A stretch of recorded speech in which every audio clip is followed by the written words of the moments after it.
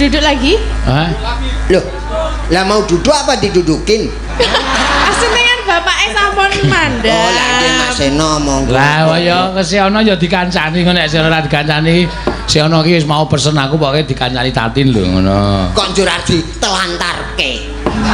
Lah apa bagianmu diparo karo aku, Po? Lho, Bagianmu.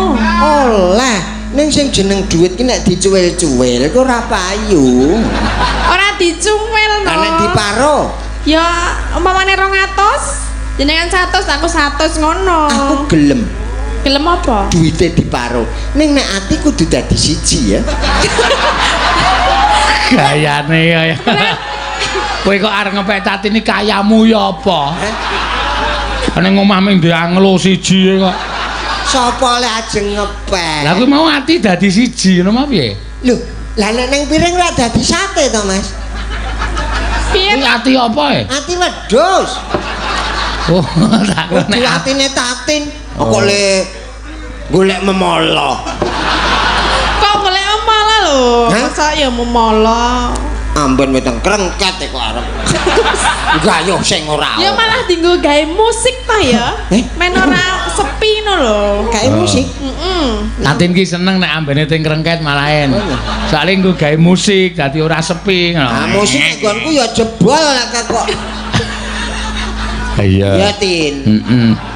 Ngapa kok dadak anggo ngono? Lho, Kok ya Tin ngono ngapa? untuk menegaskan. Ya menegaskan nggak usah bergerak no. Oh, ora ya obah to Tin. Nah ya obah iki aja. Engko darane penonton sono iki monoton ora apik. Ya kudu sekali-sekali obah to ya. Iya obah ya oleh ning mbok aja ngene kaya nginjen apa ngono lho. Ini lho Tin. Enggak ya kleru.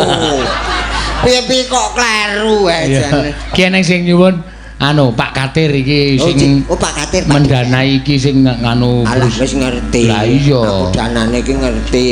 Nek malah hasilku dhewe ora ngerti. hasilmu dhewe ora ngerti piye? Ah mula dadi seniman ki sing jelas. Hah? Sing dadi seniman sing jelas kuwi. Wingi sore diparani terus, "Yo, aku esuk mangkat." Ayo kok Semene danane. Ngono. kok semono-semono karo sapa? Sedulur kabeh. Lah saiki kowe cilaka nek kabeh sedulurmu terus kowe pentas jono nek sedulur. Pentas jono arep mangan apa mangan sedulur? Piye ya, Daya? Lah marane nggonku kowe lho. Heeh. Ya. Ngomongke le kirap mau nganggo tongkat komando. Sapa? Kowe Pak Yanto Daya. Ya ora apa-apa kok ya.